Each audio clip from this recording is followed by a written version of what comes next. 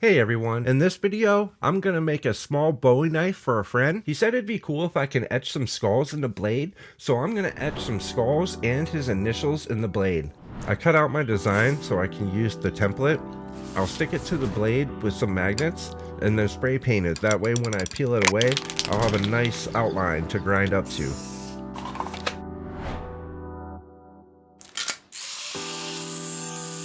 I use my angle grinder with a cutoff wheel, and then I cut away as much material as I can without cutting into the profile of the knife.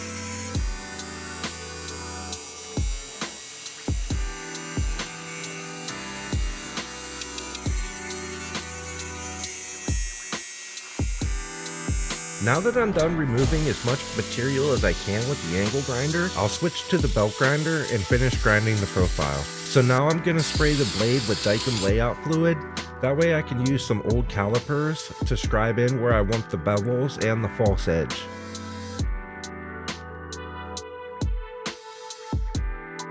Now to scribe a line down the middle of the blade, I'll use a drill bit the same thickness as the blade, and then I'll clamp it to a piece of flat marble or granite, and then slide the blade along the tip of the drill bit. I use a file jig to put in the plunge lines. This file jig works really well to put in perfect plunge lines. I can dial in the angle of the file, that way I can grind right up to both scribe lines without going over. I'll flip the blade over and then set it up exactly the way I had it on the opposite side.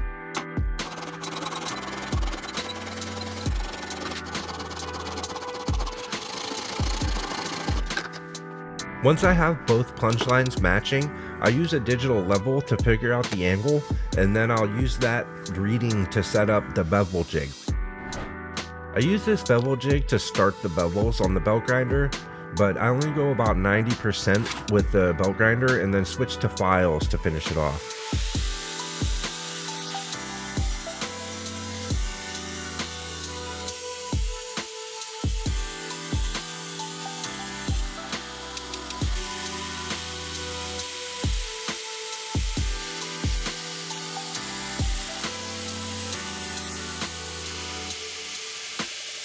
And then I'll just grind in the false edge by hand.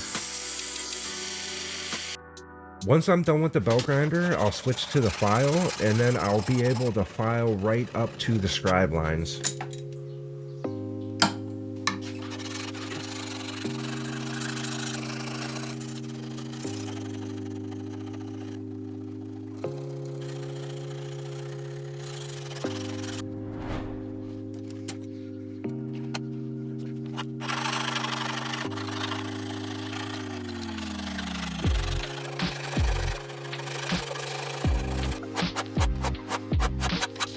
Now that I got all the bevels done, I can start working on the shoulders of the tang where the ricasso will meet the guard.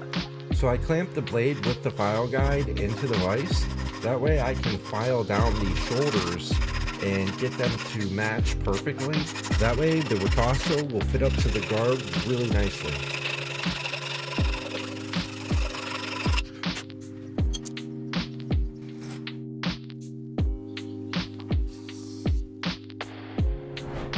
So now that the blade is the shape that I want it, I'm going to sand out all those file lines with the 80 grit sandpaper.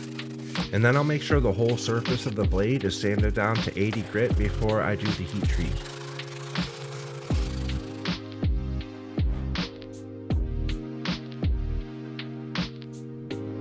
I started with a piece of 1084 high carbon steel, and it was already pre-annealed, and I didn't do any forging on it. It was all stock removal, so I'm not going to go through the whole annealing process.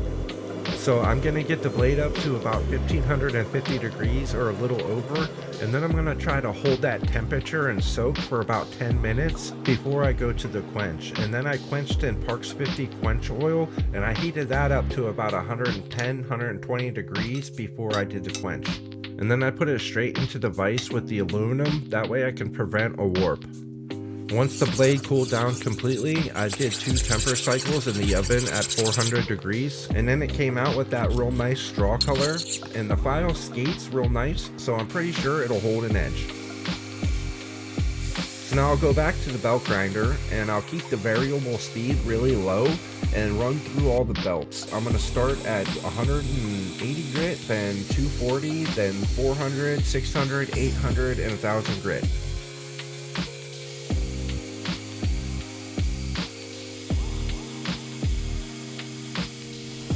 Now before I paint it, I'm going to clean the surface really good with rubbing alcohol. I want to make sure that there's no debris, no fingerprints, no oil, no dust or anything on the blade. That way the paint will stick really well. I'll leave a link to the paint that I use in the description.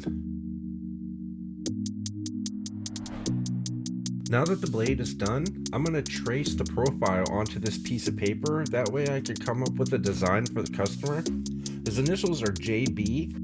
He wanted skulls on the blade, and I decided to add the initials. So I sent him pictures with the initials and the skulls, and he really liked it, so we're gonna go with both initials and the skulls. I've never drawn skulls before, so I went on YouTube and watched a few videos on how to draw a simple skull, and then I just spent all night drawing skulls while watching Supernatural for practice. I can definitely use a lot more practice drawing skulls, but this should work okay for an etching. And if you don't like drawing, you can always just trace whatever you want. And as far as the letters go, I just googled Old English capital B or Gothic Old English capital B and used that as inspiration on how I would draw the letters.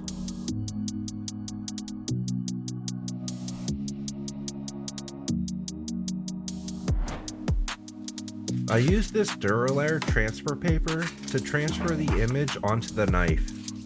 I'll just cut a piece out big enough to cover the image.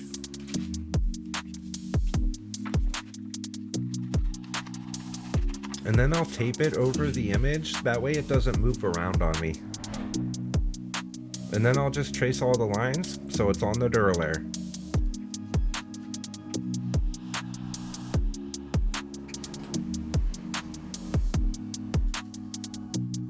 So since the image is mirrored onto the Duralair, I'll have to flip it over and then trace the outline of everything on the opposite side.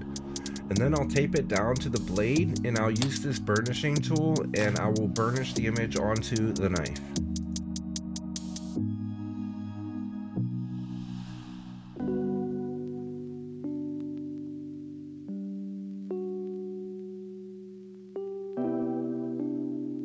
So now it's time to scribe away all the paint where we want it to etch. So to do that, I'm going to use the scribe tool for the finer lines and then this razor knife thing. When I flip it over to the flatter side, I can remove large areas of the background pretty quickly. So now I'm going to tape the blade down to this piece of wood. It makes it a lot easier to scribe without having to hold on to the little blade. It gives you something to handle and spin around as you're scribing. And it also protects the opposite side while you're working on it.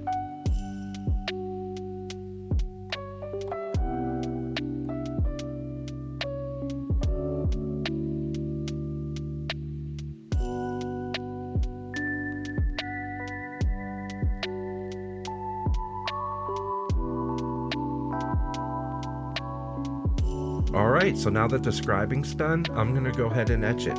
So the way I'm going to do this, I'm going to use my battery charger, and I'll hook the positive up to the piece that I'm etching, and then the negative will hook up to this pole and go in the water. So I'll use some electrical tape and secure the pole in place, that way it doesn't move around on me. And then I hook up the negative on the battery charger to this pole. In order for the etching process to work, the water has to have electrolytes. So I'm going to add salt to the water, and then I'm going to mix it in really well to make sure it's fully dissolved.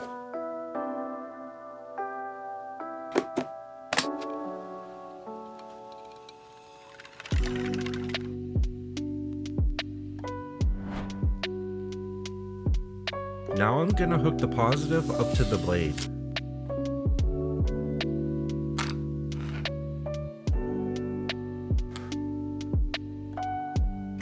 So now I'll dip the blade in the jar and secure it with the tape to make sure it doesn't move around, and hook the positive up, and then I'll make sure the blade is completely submerged, and then I'll turn on the battery charger, and once it's fizzing, you know it's working. I checked it after 10 minutes and I wanted to go a little bit longer, so I did another 5 minutes. 15 minutes total is all it took to etch the blade. Alright, so it's finished etching. It took about 15 minutes to etch, and then I'm going to use acetone to clean all the paint off, that way I don't scratch up the blade.